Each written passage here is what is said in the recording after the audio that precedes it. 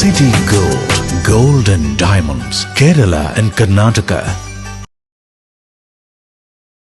പള്ളികൾ ചർച്ചുകൾ അമ്പലങ്ങൾ ശ്രേഷ്ഠ ഭാരത പൈതൃക മന്ദിരങ്ങൾ കാത്തിടാം നമ്മൾ ഒരു മനസ്സാൽ കാലമെങ്ങും പുലർത്തിടാം സൗഹൃദങ്ങൾ ശംഖിന്റെ നാദവും ബാങ്കോലിയും പോലെ പള്ളിമണിയും മുഴങ്ങിടട്ടെ ശംഖിന്റെ നാദവും ബാങ്കോലിയും പോലെ പള്ളിമണിയും മുഴങ്ങിടട്ടെ ഇത് ഭാരതം അതിസുന്ദരം അഭിമാനപൂരിതം ഇടനെഞ്ചകത്തിലെന്നും അഴകോടെ ശോഭിതം പാവങ്ങളുടെ കാര്യം കേൾക്കുവാനോ പാവങ്ങളുടെ കണ്ണീരൊപ്പുവാനോ അല്ല ഇന്ന് ഇതെല്ലാവരും ബൈപ്പോളർ രാഷ്ട്രീയമാണ് ജീവിക്കുന്നത്. ആ രാഷ്ട്രീയത്തിനെതിരാണ് ഞങ്ങൾ.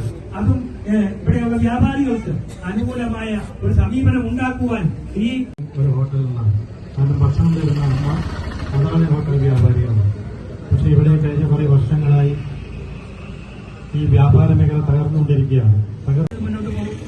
അതേപോലെ തന്നെ ഓരോ സാധനങ്ങളുടെ അതായത് മത്സ്യം മാംസം എന്ന് വരുന്ന എല്ലാ സാധനങ്ങളുടെയും വില വർദ്ധിക്കും.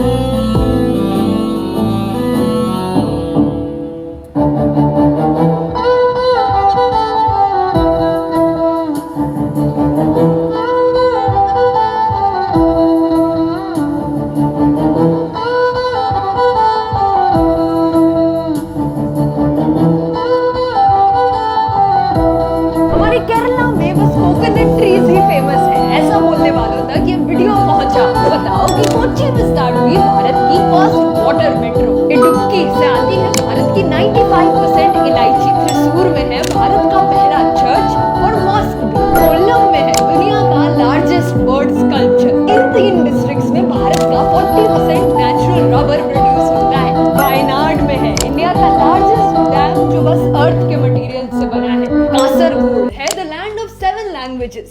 ये है भारत की first UNESCO city of literature. और इन डिस्ट्रिक्ट्स में मिलती है ऑथेंटिक केरला साड़ीज। कन्नूर का थेयम पूरे भारत में फेमस है और केरला की कैपिटल तिरुवनंतपुरम तो है ही the evergreen city of India. इसीलिए तो केरला है गॉड्स ओन कंट्री। तो बताओ और क्या खास है हमारे केरला।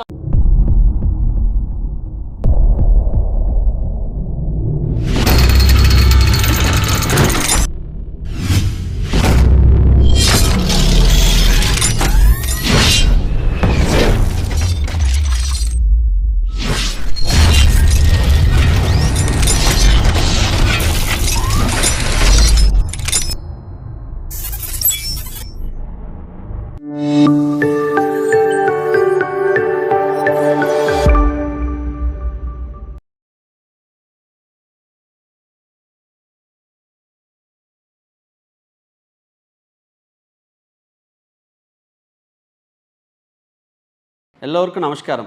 സംഗീത ഉപകരണങ്ങളുടെ അകമ്പടികൾ ഇല്ലാതെ ഒരു ഗാനത്തിൻ്റെ സ്വരങ്ങൾ ശബ്ദവിജികൾ കൊണ്ടും താളം കൈകൾ കൊട്ടിയും മറ്റും ഒരു ഗാനം അതിൻ്റെ പൂർണ്ണതയിൽ ആക്കുവാൻ സംഗീത ഉപകരണങ്ങൾ ഇല്ലാതെ ചിട്ടപ്പെടുത്തി മനോഹരമായ ഒരു ഹാർമണി സൃഷ്ടിച്ചുകൊണ്ട് ആലപിക്കുന്ന രീതിയാണ് അക്കപ്പല്ല.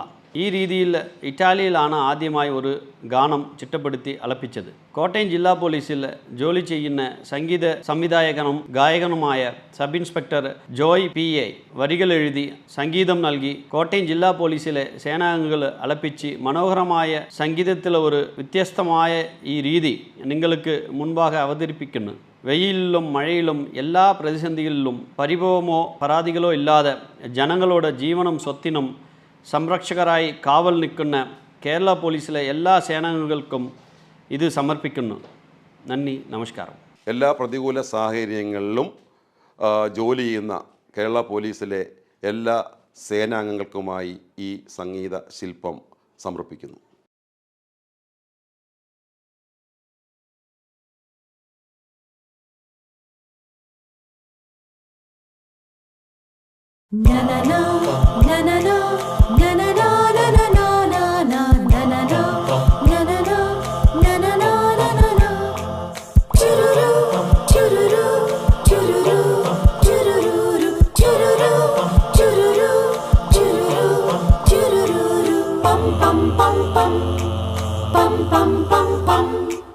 പുലരി മുതൽ പെരുവരികിൽ പൊരിവെയിലിൽ കരുതൽ നിൽക്കും ഞങ്ങളെന്നും നിങ്ങളോടൊത്ത് ഒരു മനമായി ഒരു സ്വരമായി ഒരു ലയമായി പുതുനിനവായി ചേർന്നു ചേർന്നു പാടിടുന്നു ഈ ഗീതം ഗീതം ഗീതം.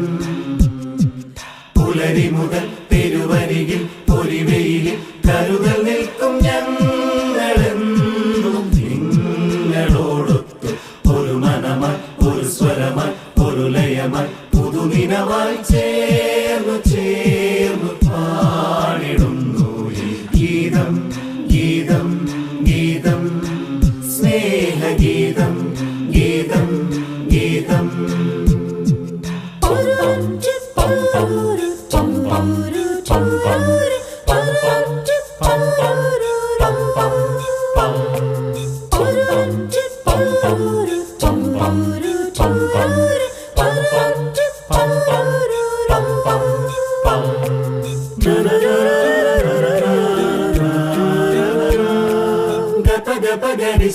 പദനി പദനി പദനി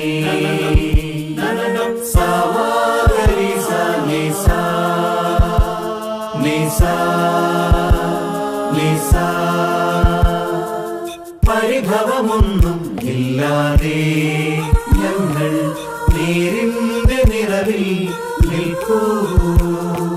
പരിസരമൊന്നും നോക്കാതെ ഞങ്ങൾ കാവലായി കരുതലായി നിൽപ്പൂ.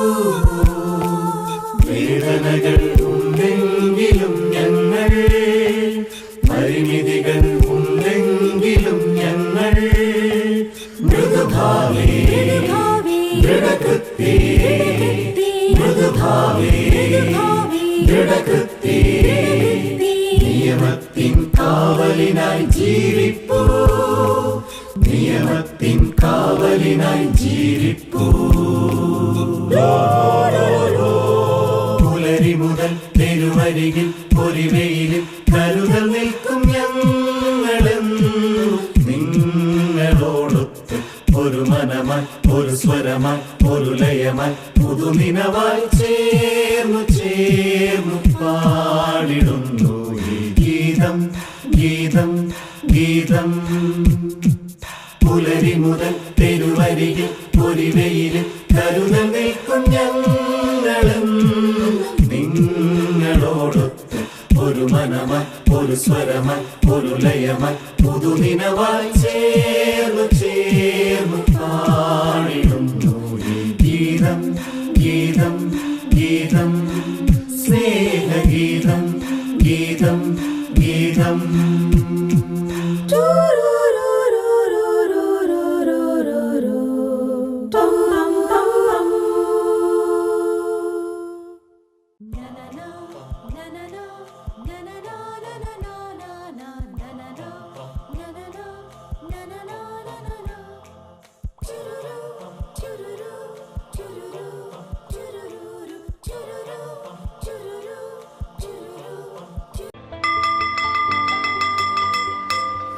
ഈ ക്ലാസ് മുറികൾ ഇനി സജീവമാവുകയാണ്. പുതിയ അധ്യയന വർഷത്തിലേക്ക് തയ്യാറെടുക്കുന്ന എല്ലാ പ്രിയ കൂട്ടുകാർക്കും കേരള പോലീസിൻ്റെ സ്വാഗതം.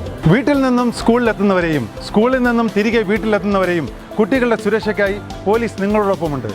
അതിലേക്കായി ഒരു വിദ്യാർത്ഥി സുരക്ഷാ പദ്ധതി തന്നെ ഈ അധ്യയന വർഷം പോലീസ് നടപ്പിലാക്കുന്നുണ്ട്. സ്കൂളുകളിൽ മാത്രമല്ല, യാത്രാമധ്യയുള്ള എല്ലാ മേഖലകളിലും നിരീക്ഷണം ഉറപ്പിക്കുന്നതാണ് പോലീസിൻ്റെ ഈ പുതിയ പദ്ധതി. സ്കൂൾ ബസ്സുകളിലെ ഡ്രൈവർമാർ, കണ്ടക്ടർമാർ, മറ്റു ജീവനക്കാർ നിർബന്ധമായും പോലീസ് ക്ലിയറൻസ് സർട്ടിഫിക്കറ്റ് എടുത്തിരിക്കണമെന്ന് നിർദ്ദേശം നൽകിയിട്ടുണ്ട്. സ്കൂൾ വിദ്യാർത്ഥികളെ ലക്ഷ്യമിട്ടുള്ള ലഹരി സംഘങ്ങളെ കുരുക്കുന്നതിനായി സ്കൂളുകൾ, കോളേജുകൾ, ട്യൂഷൻ സെന്ററുകൾ എന്നിവിടങ്ങളെല്ലാം ശക്തമായ പോലീസ് നിരീക്ഷണവും പെട്രോളിംഗും ഏർപ്പെടുത്തിയിട്ടുണ്ട്. സ്കൂൾ പരിസരത്ത് പതിവായി തമ്പടിക്കുന്നവരെയും വന്നുപോകുന്ന കച്ചവടക്കാരെയും പോലീസ് വാച്ച് ചെയ്യുന്നുണ്ട്. സ്കൂളുകളുടെ പരിസരത്തുള്ള കടകളിൽ ലഹരി വസ്തുക്കൾ വിൽക്കുകയോ സൂക്ഷിക്കുകയോ ചെയ്യുന്നുണ്ടോ എന്നറിയുവാൻ പോലീസിന്റെ നിരീക്ഷണം ഏർപ്പെടുത്തിയിട്ടുണ്ട്. ലഹരി വിൽപ്പന സംബന്ധമായ എന്തെങ്കിലും വിവരങ്ങൾ നിങ്ങൾക്ക് ലഭിക്കുകയാണെങ്കിൽ നിങ്ങൾ ഉറപ്പായും 112-ൽ വിളിച്ചറിയിക്കുകയോ യോദ്ധാവ് വാട്സാപ്പ് നമ്പറിൽ മെസ്സേജ് ചെയ്യാവുന്നതുമാണ്. ഇന്ന് ലോക പഴംപൊരി ദിനം. 1905 പൊന്നാനി കടപ്പുറം ഭാഗത്ത് ചായക്കട നടത്തിയിരുന്ന കറുമക്കാട്ടിൽ പരീക്കുട്ടി കാക്കയാണ് ആദ്യമായി പഴംപൊരി ഉണ്ടാക്കി ചായക്കടയിലൂടെ വിൽപ്പന തുടങ്ങിയതെന്നാണ് ചരിത്രം പറയുന്നത്.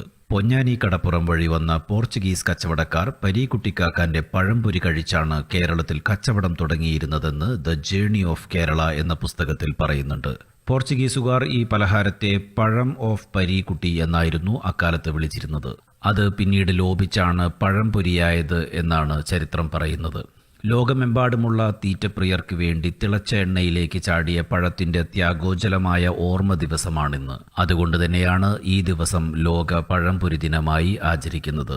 എല്ലാ പഴംപൊരി പ്രേമികൾക്കും പഴംപൊരി ദിനാശംസകൾ. നന്നായിരിക്കും. ധനകാര്യ ബില്ലുമായി ബന്ധപ്പെട്ടുകൊണ്ട് സംസാരിക്കുമ്പോൾ നമുക്കൊക്കെ അറിയാം, ഒരു ബജറ്റ് അവതരിപ്പിക്കുമ്പോൾ കേരളത്തിലെ എല്ലാ ജനങ്ങളും വളരെ പ്രതീക്ഷയോടുകൂടിയാണ് ആ ബജറ്റിന് ശേഷമുള്ള ചർച്ചകളും കാണുന്നത്. ഞാൻ പലപ്പോഴും ഈ സഭയിൽ സംസാരിക്കുന്ന സന്ദർഭത്തിൽ അത്യുത്തര കേരളത്തിൻ്റെ കാസർഗോഡ് ജില്ലയോട് കാണിക്കുന്ന അവഗണനയുടെ കാര്യം നിരന്തരമായി ഉണർത്തിയ ഒരാളാണ്. എയിംസ് എന്ന് പറയുന്ന എയിംസിൻ്റെ പട്ടികയിൽ എൻ്റെ ജില്ലയുടെ പേരുൾപ്പെടുത്തണമെന്ന് ആവശ്യപ്പെട്ടുകൊണ്ട് മാസങ്ങളായി ആ ജില്ലയിൽ സമരം നടക്കുകയാണ്. എയിംസ് ലഭ്യമാക്കണം എന്നല്ല പറയുന്നത്, കേരള സർക്കാർ നൽകുന്ന ലിസ്റ്റിൽ എൻ്റെ ജില്ലയുടെ ഒരു പേരുൾപ്പെടുത്തണം എന്നുള്ള കാര്യത്തിൽ പോലും അനുഭാവപൂർവ്വമുള്ള ഒരു നടപടിയെടുക്കാൻ കഴിയാത്ത ഒരു സർക്കാരാണിത്. കോവിഡ് കാലത്ത് അനുവദിച്ച ടാറ്റ ഹോസ്പിറ്റൽ തകർച്ചയിലായി. അതിപ്പോൾ കോഫി ഷോപ്പിലേക്ക് അതിൻ്റെ കണ്ടെയ്നർ കൊണ്ടുപോകുന്ന ഒരവസ്ഥയാണ് ആ ജില്ലയിൽ നിന്ന് കാണാൻ കഴിയുന്നത്. അത് മാത്രമല്ല സർ, എൻ്റെ മണ്ഡലത്തെ സംബന്ധിച്ചിടത്തോളം കോവിഡ് കാലത്ത് 22 പേര് കർണാടക അതിർത്തി അടച്ചപ്പോൾ പിടഞ്ഞ് ഭരിച്ച ഒരു മണ്ഡലമാണ്. അന്നത്തെ ആരോഗ്യമന്ത്രിയായിരുന്ന ബഹുമാന്യനായ ടീച്ചർ 15 കോടി രൂപ കിഫ്ബിയിൽ എൻ്റെ മണ്ഡലത്തിലെ അതിർത്തിയിലെ ഒരു ഹോസ്പിറ്റലിലേക്ക് കെട്ടിട നിർമ്മാണത്തിന് വേണ്ടി നീക്കിവെച്ചു. ഞാൻ MLA ആയി ഈ 3 വർഷക്കാലം ബഹുമാന്യ ആരോഗ്യമന്ത്രിയുടെ മുമ്പിലേക്ക് ഇനിയും ഞാൻ പോകുമ്പോൾ സെഞ്ചുറി അടിക്കും. 50-ലധികം പ്രാവശ്യം പോയി ഞാനത് ആവശ്യപ്പെട്ടിട്ട് പോലും 1 ഇഞ്ച് അത് അനങ്ങാൻ പോലും തയ്യാറായിട്ടില്ല സർ. അതുമാത്രമല്ല, എൻ്റെ മണ്ഡലത്തിലെ പോലീസ് ഡിപ്പാർട്ട്മെന്റ് ആവശ്യപ്പെട്ട ഒരു കാര്യമാണ് മഞ്ചേശ്വരം കുമ്പള പോലീസ് സ്റ്റേഷനുകൾ വിഭജിച്ച് ഒരു പോലീസ് സ്റ്റേഷൻ എന്നുള്ള